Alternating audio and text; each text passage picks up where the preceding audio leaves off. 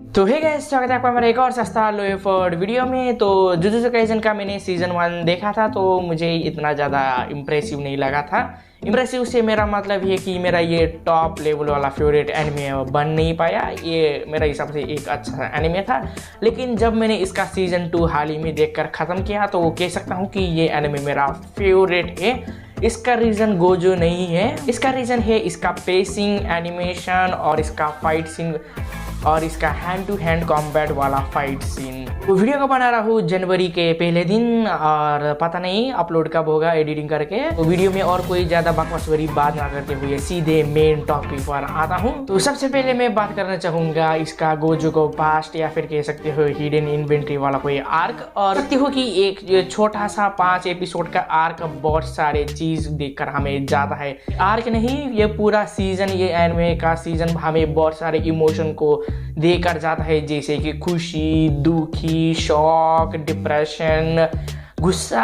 अंत आते आते एक बढ़िया सा एक्साइटमेंट छोड़कर जाता है ये एनिमे। सबसे पहले मैं खुशी से शुरू करता हूँ, जहाँ पर हमें गोजो और गेटो का पास दिखाया है, जहाँ पर मुझे पर्सनली गेटो पहले इतना खास नहीं लगता था, लेकिन कह सकते हो कि इस कुछ एपिसोड में जो जिस तरह से गेटो के हमें प्रेजेंट किया है, मैं कह सकता हूँ कि ये बंदे से मुझे एक तरह का प्यार हो गया। एनिमे के एंड आते हुए वक्त जिस कैरेक्टर से मैं लगा हुआ और एंड आते वक्त इस तरह का कह सकते हो ट्विस्ट वगैरह दिया, कह सकते हो मेरा मूड पूरा खराब हुआ उससे।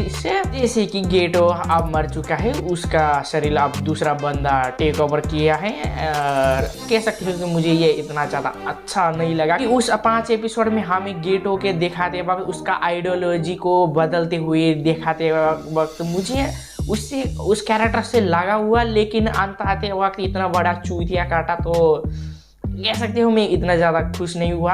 शुरुआत में हमें एक हल्का फुल्का सा ऐसा पास्ट देखने को दिखाया है गोजो का, लेकिन कुछ एपिसोड में इस तरह का पेसिंग पकड़ता है ये एनिमे, सकते हो कि हमें एक बढ़िया सा शॉक देकर जाता है। जैसे कि इसमें फुशिगोरो दिखाया है, एक नॉन कर्स यूजर बंदा जो गोजो को गांड मार सकता है, एंड उसे देखकर मुझे काफ़ी अच्छा लगा।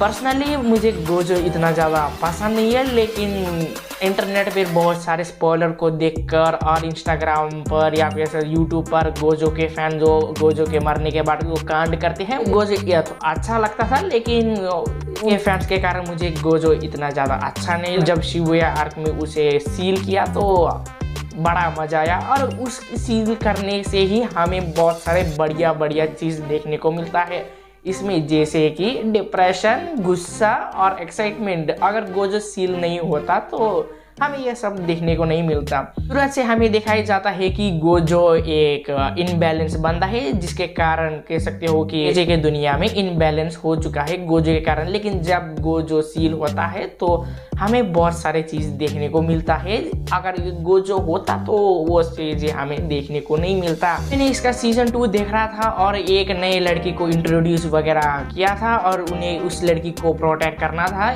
तो मैं सोच रहा था कि इस लड़की के ऊपर काफ़ी ज़्यादा स्क्रीन टाइम जाएगा और ऐसा कुछ एनोइंग वगैरह होगी ये लड़की, मैंने ऐसा सोचा था। लेकिन जब मैंने ये देखा तो लड़की को कोई ज़्यादा स्क्रीन टाइम नहीं देखा, लेकिन एक अच्छा सा बॉन्ड क्रिएट करता है और बॉन्ड क्रिएट करने के बाद उसे उठा देते हैं।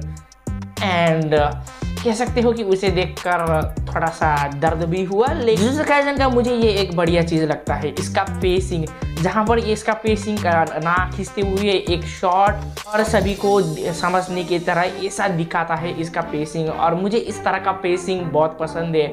और गोजो को पास्ट हमें दिखाने के बाद शुरू होता है शिबुया इंसिडेंट, और इस आर्क में हमें बहुत सारे इमोशन देखने को मिला था, जैसे कि हमें एक बढ़िया सा जोश देख कर कह सकते हो कि मैं भी कर सकता हूँ ऐसे hand to hand combat fight. गुस्सा, चूतिया माहितों के कारण कितना ज़्यादा फ्रस्ट्रेशन फील होता है मुझे उसे देखकर, और डिप्रेशन, हमारे एक एक फेवरेट कैरेक्टर को इतनी बुरी तरह मार देते हैं। और नानामी को बहुत कह सकते हो कि मार दिया, और नोबारा को तो मुझे पता नहीं वो जिंदा है कि आप, लेकिन कह सकते हो उन दोनों का मौत दिखाते वक्त काफ़ी सैड मोमेंट था और स्टिल डिप्रेसिंग। स्पेशली हमारा प्रोटैगनिस्ट यूजी इतातोरी को बंदे का तो इस शिबुया इंसिडेंट में बैड लक ही है। पहले अपने सेंसे को सील किया, दूसरी सुकना फ्री होकर हजारों लोगों को मारकर उसे छोड़ देता है कि ये बस तेरे कारण ये हुआ। ऐसा देखकर ऑफिशियली मैं कह सकता हूँ कि यूजी इटादोरी शोनन एनिमे के प्रोटैगनिस्ट में सबसे ज़्यादा सफ़र किया है, वो भी एक रात में।